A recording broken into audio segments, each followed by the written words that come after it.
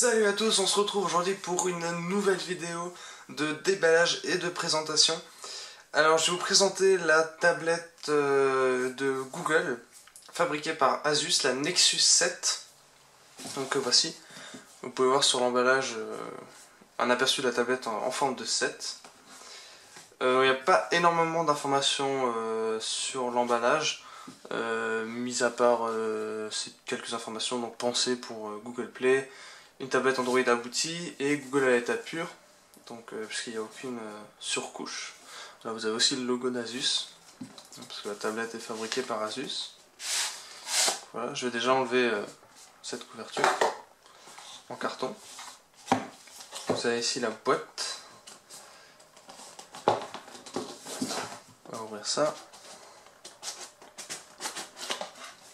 Voilà, et quand vous ouvrez la boîte, vous avez directement la tablette. Donc je vais la mettre de côté. Voilà.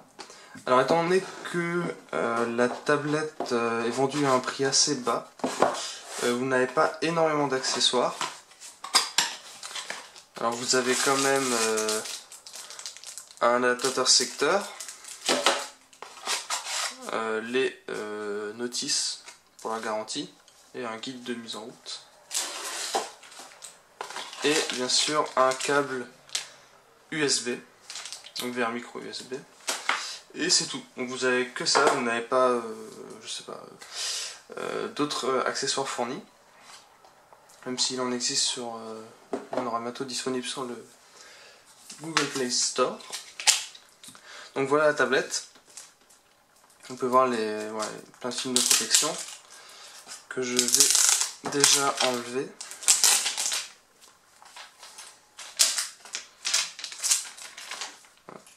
Donc là ici j'ai la version 8 Go, donc qui est uniquement disponible sur le Google Play Store. Donc en magasin vous n'aurez que la version de 16 Go. Donc concernant l'envoi par Google, il n'y a rien à dire puisque elle est arrivée en même pas 48 heures, donc le lendemain de la commande par Chronopost. Donc là je vais avoir le premier démarrage, donc où je vais devoir entrer la langue et me connecter à mon compte Google. Et dès que j'aurai fait ça, je vais vous retrouver pour la suite de la présentation. Maintenant que la tablette est configurée et connectée au compte Google et à la Wi-Fi, on va pouvoir un petit peu regarder à quoi elle ressemble. Donc à l'avant vous avez la surface en Gorilla Glass 2 avec seulement l'écran et la caméra frontale HD. Il n'y a pas de bouton physique puisque les boutons sont logiciels. Voilà. Je reparlerai un tout petit peu plus de l'écran après. À l'arrière vous avez seulement donc cette surface en plastique assez soft touch comme ça. Donc qui est très agréable au toucher et anti-dérapante bien sûr, donc comme ça vous pouvez, elle vous glisse pas des mains. Et elle est résistante aux rayures. Donc voilà, avec le logo Nexus et Asus. Voilà, ici vous avez alors on la voit pas trop, on voit pas du tout en fait. Ici vous avez la sortie pour le haut-parleur intégré. En dessous vous avez la prise micro USB et la prise jack. Sur le côté le bouton, les boutons, bon on voit pas très bien, voilà si on voit mieux, les boutons volume au bas et le bouton d'allumage. Vous avez déjà un micro en haut ici, alors on voit pas du tout, c'est seulement un tout petit trou, et un deuxième ici, voilà là on le voit un peu mieux. Donc ça vous permet, si vous la tenez en paysage, par exemple, étant donné que le micro est ici, l'autre sera libre, il sera pas bouché, enfin il sera pas recouvert par votre main. Donc voilà, et vous avez aussi les 3 petits connecteurs pour la future station d'accueil, un peu comme ce qu'ils ont fait sur les Nexus. Donc voilà. Ensuite, au niveau de l'écran et de la caméra frontale, donc la caméra frontale c'est de la HD pour faire de la visio, donc c'est du 1,2 mégapixels. Donc l'écran, c'est un écran HD 1280 par 800 pixels. Alors un peu moins parce que, enfin, vous voyez pas 1280 par 800 pixels parce qu'il y a les boutons en bas, mais quand vous allez regarder une vidéo, ils vont réduire, ce qui vous permettra de profiter vraiment de toute la résolution de l'écran. Donc c'est un écran IPS rétroéclairé. Alors c'est pas du Gorilla Glass, je vous ai dit des bêtises, c'est du verre anti-rayure Corning. Voilà, donc si vous voulez connaître les dimensions, c'est du 19 cm par 12 cm et elle fait environ 1 cm d'épaisseur, peut-être un peu moins. Et au niveau du poids, c'est 340 grammes. Donc en comparaison, un iPad à côté, c'est le double, hein, un peu plus de 600 grammes. Donc c'est quand même très léger. Et l'écran c'est verrouillé. Voilà. Donc comme dit, pas de bouton physique. Au niveau logiciel, vous avez la dernière version d'Android Jelly Bean 4.1 qui tourne avec le processeur Nvidia Tegra 3. Donc ça c'est plutôt pas mal.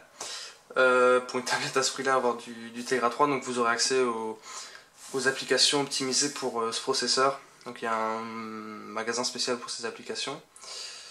Voilà, je voulais accéder aux paramètres. Non, c'est pas ce bouton. Voilà, à propos de la tablette, donc vous avez la version 4.1, il faudra que je mette la mise à jour 4.1 d'ailleurs. Voilà, donc Nexus 7. Au niveau de l'autonomie, donc alors ils indiquent pas vraiment d'autonomie sur leur site, mais d'après ce que j'ai pu lire, c'était aux alentours de 10 heures en utilisation. Donc c'est quand même très correct. C'est une batterie de 4325 mAh. Donc si, c'est indiqué sur leur site jusqu'à 8 heures d'autonomie en activité. Donc voilà, en regardant des vidéos, etc. Donc étant donné que vous n'avez pas toute la partie téléphonie, c'est normal que l'autonomie soit supérieure. Alors au niveau des autres fonctionnalités, vous avez du NFC, donc l'antenne est située à peu près ici. Donc c'est-à-dire que vous pouvez partager du contenu avec votre téléphone, que ce soit un Galaxy S3 ou un Galaxy Nexus, directement avec cette technologie. Et il y aura d'autres utilisations dans le futur. Vous avez du GPS, donc qui est plutôt intéressant, étant donné que maintenant on peut précharger les cartes. Et utiliser la tablette comme GPS, ça peut être, je trouve ça assez sympathique. Voilà. Donc là vous avez Maps, et vous pouvez voir que vraiment l'interface est très très fluide.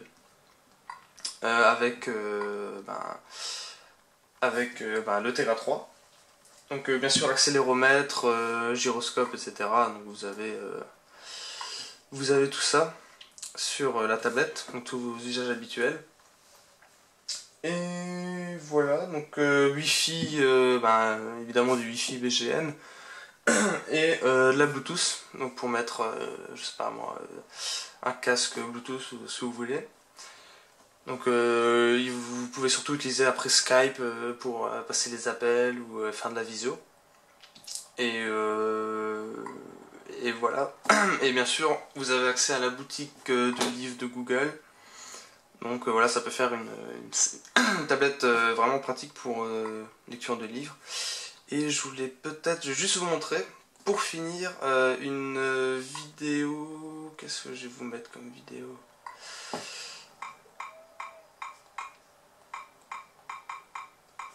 C'est tout ce que j'ai trouvé. Non, c'est pas ça que je voulais mettre. Oui, je vais essayer de vous mettre une vidéo, mais... Bon, allez, on pourrait mettre ça. Je vais enlever le son. Hop. Donc juste pour vous montrer, vous voyez que les boutons disparaissent. Alors bien sûr, là, il va mettre en HD, il va jamais réussir à charger la vidéo. Vous savez bien qu'en France, il y a des problèmes avec YouTube. Mais comme dit, les boutons disparaissent et vous avez vraiment tout l'écran qui est disponible. Alors l'écran c'est pas vraiment du 16/9, il y a des petites bordures en haut. Mais là je suis pas en HD, mais vous avez une super qualité d'image, étant donné que c'est un écran IPS. D'habitude on voit pas des écrans IPS à ce prix là, donc c'est vraiment très bien et très fluide. Surtout avec le Project Butter maintenant. Donc voilà, c'était tout pour cette petite vidéo de présentation. Je vais pas entrer dans les détails, c'est pas grave, je vais pas faire un test complet sur cette tablette. Mais voilà, c'est un excellent rapport qualité-prix, surtout voilà, la version 8Go à 200 €. Vous avez 5Go sur le Google Drive, donc voilà, c'est largement suffisant. Voilà, super tablette que je recommande vivement. Voilà, donc je vous dis à bientôt pour de prochaines vidéos et n'hésitez pas à vous abonner à la chaîne.